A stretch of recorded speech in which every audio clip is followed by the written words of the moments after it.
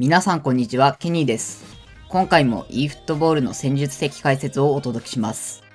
この動画ではパリ・サンジェルマンのサイドバックの動きを再現する方法について解説します。昨季チャンピオンズリーグを制覇したパリ・サンジェルマンはルイス・エンリケ監督のもと、ゲームでは再現できないような流動性の高いサッカーを展開しています。それを可能な限り e フットボールに落とし込むことも不可能ではないですが、いきなり全てを再現するのは難しいので、ここでは特に右サイドバックのハキミの動きにフォーカスして再現と解説をしていきたいと思います。サイドバックのポジションから中に入ったり、そこから点を取ることも可能な面白い内容になっているので、ぜひ最後までご視聴ください。まずは試合中、ハキミがどのようなプレーをしているかを解説していきたいと思います。その特徴は何といっても攻撃的なポジショニングです。サイドバックのポジションから右のハーフスペースに入り、さらにそこから裏を狙うのが基本的な動きです。また、パリ・サンジェルマンはウィングがかなり流動的に動くので、ウィングが中に絞った際には、ハキミは外にポジショニングします。しかし、常に攻撃的なポジショニングをするわけではなく、ビルドアップにおいてはサイドの低い位置まで下がり、ボールの逃げ道を作ります。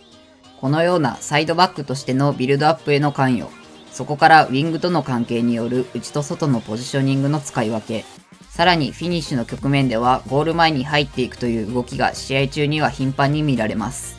他にも細かいプレーはいくつもあると思いますが、e フットボールで再現できるのはここまでです。ではこれらのプレーを再現するにはどうしたらよいでしょうか。続いてその再現方法と今回のスカットを解説していきます。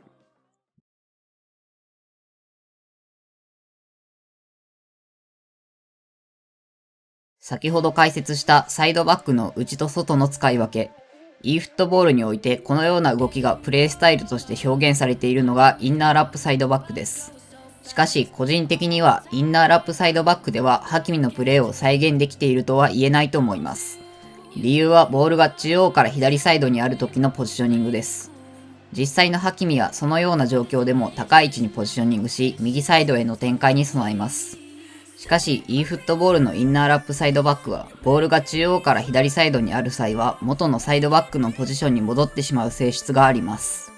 内と外の使い分けはできるので部分的な再現は可能ですが、これでは完璧とは言えません。よってよりレベルの高い再現を目指すには他の方法を考える必要があります。ではその回答として今回使用するスカットを紹介します。まず本来ハキミは右サイドバックですが、今回その役割を担うダービッツは左サイドで起用しており、実際とは左右反転していることに注意してください。これは起用する選手の都合によるもので、現実のハキミと同じく右サイドでプレーさせたい方は、ポジション全体を左右反転させて使ってください。また、今回はチームスタイルサイドアタックを使用します。これは主にビルドアップ関連で非常に重要な選択で、詳しくはプレイ動画で解説します。さらにフォーメーションがかなり歪な形ですが、433をベースにしたものと考えてください。では選手起用について解説していきます。まず今回の主役、ハキミの役割を担う選手。ここは CMF 起用でプレイスタイルはボックス2ボックスやハードプレスがおすすめです。ここに選手指示でラインダウンを設定します。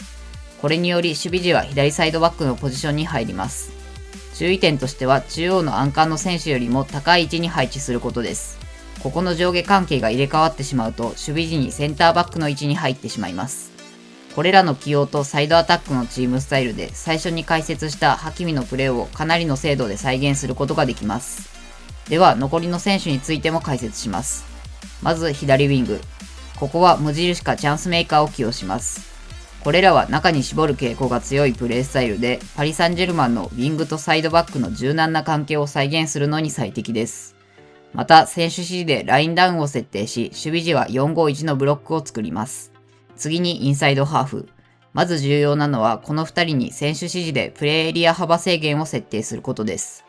これによりチームスタイルがサイドアタックでも中央に留まることでポゼッションが安定します。その上で左は DMF でプレイメーカーを起用します。これにより左サイドバックとの連携が取りやすくなります。右は OMF 起用で、こちらは攻撃のための起用というイメージです。中央の DMF にはアンカーを起用します。左サイドバックがかなり攻撃的にプレーする分、後ろに人数を残しておくための起用です。センターフォワードにはボックスストライカーを起用します。実際のパリ・サンジェルマンは2石9番なのですが、今回はハキミのプレーにフォーカスした再現なので、より点が取りやすい選手起用をしています。以上が今回のスカット解説です。ハキミの役割以外はパリ・サンジェルマンの戦術とはかけ離れていますが、全体の再現についてはもう少し研究してからお届けするのでお待ちください。では続いて試合でのプレーを紹介していきます。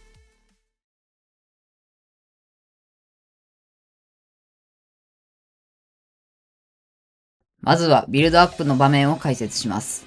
最初に触れたように、ハキミはビルドアップではサイドの低い位置に下がり、相手のプレスからボールを逃がす役割を担います。今回はハキミの役割を CMF 起用しているため、本来であればそのような動きには期待できませんが、ここでサイドアタックのチームスタイルを選択したことが生きてきます。サイドアタックはサイドでボールを受ける傾向が強いチームスタイルです。この性質により CMF でもサイドに下がってボールを受けてくれます。本来のサイドバックのポジションよりはやや高いですが、それでも十分プレス回避は可能で、そこからの展開につなげることができます。ビルドアップにおいてはぜひこの動きに注目してみてください。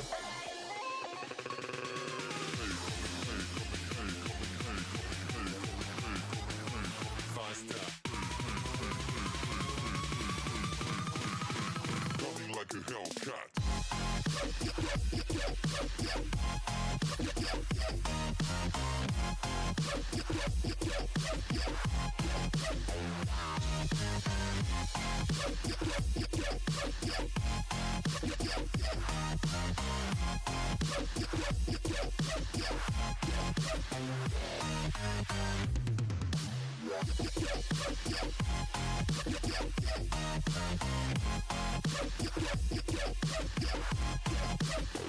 Like a Hellcat.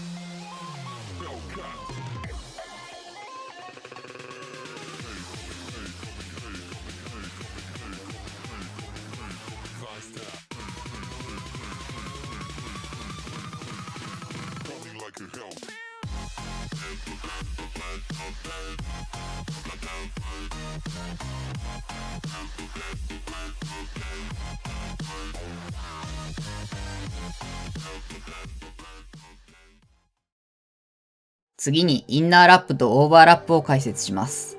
ウィングがボールを持った時、その内を走るのがインナーラップ、外を走るのがオーバーラップです。まずはインナーラップから見ていきます。インナーラップは基本的にウィングがサイドでボールを受けた時に発動します。これはチームスタイルに限らず CMF や OMF によく見られる動きなので分かりやすいと思います。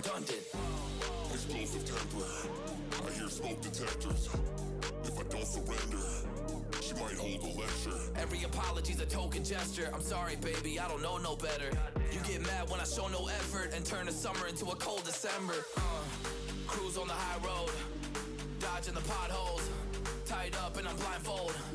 She got me going psycho. I walk on a tightrope. My feet get nice cold. My head spinning like a cyclone. She got me going psycho.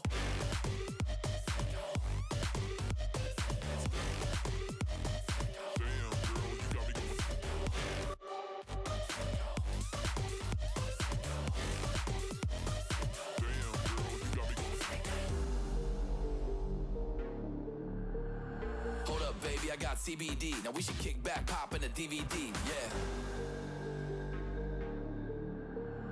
Hold up, baby. We should keep the peace before one of us blows up like TNT. Let's go.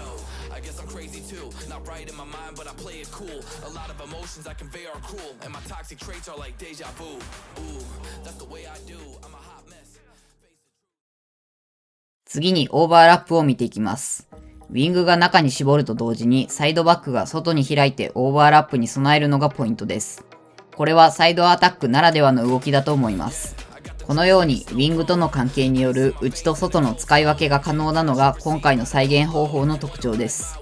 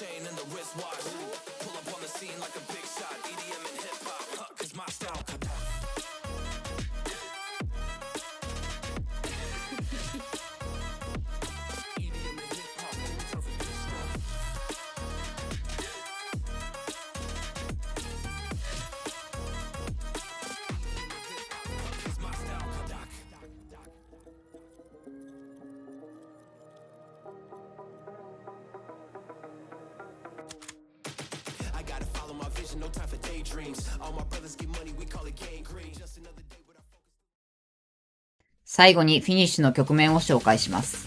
この場面では中央に位置取り、ゴールに関与します。サイドアタックは動き出しが多いチームスタイルでもあるので、ここでのゴールに向かう動きも再現できるのがポイントです。うまくプレーすれば現実のハキミのように点を取ることも可能なので、ぜひその動きに注目してプレーしてみてください。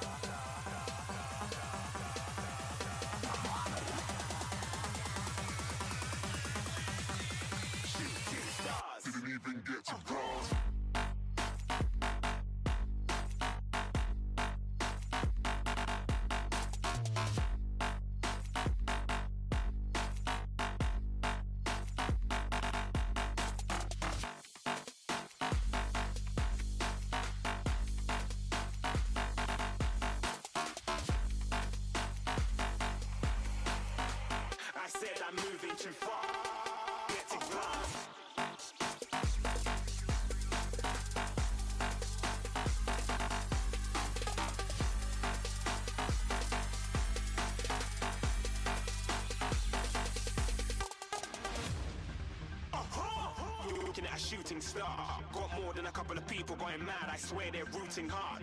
Tell them I'd be big in the game like she went and got them breast implants. I said I'm moving too fast, didn't even get a glance. I'm ready to eat up track like I'm seated in a restaurant. If you had swag like mine, you know it's best to flaunt. We aren't hating because you aren't shining like it's neon. Rock like kings of Leon. Shooting stars across the galaxy.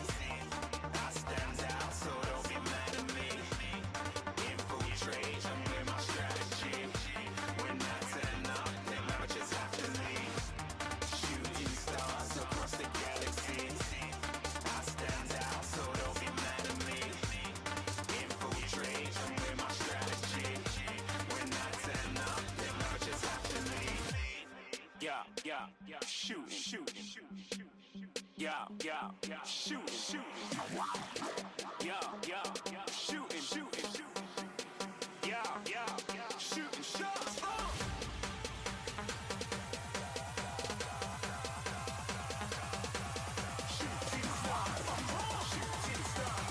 shooting shots. Didn't even get to cross. 今回はパリ・サンジェルマンの中でも右サイドバックのハキミのプレーにフォーカスし、その再現方法を解説しました。ハキミ以外にもアーセナルのカラフィオーリなど、これに近い動きをする選手がいるので、今後いくつかのチームを再現する上で重要な内容になったと思います。またゲームとしても十分強力な起用法なので、この動きを活かした戦術なども作っていきたいと思います。では今回の動画は以上になります。最後までご視聴いただきありがとうございました。当チャンネルでは今後も戦術系の動画や現実のチームの再現動画を投稿していきます。興味があったり参考になった方はチャンネル登録、高評価をよろしくお願いします。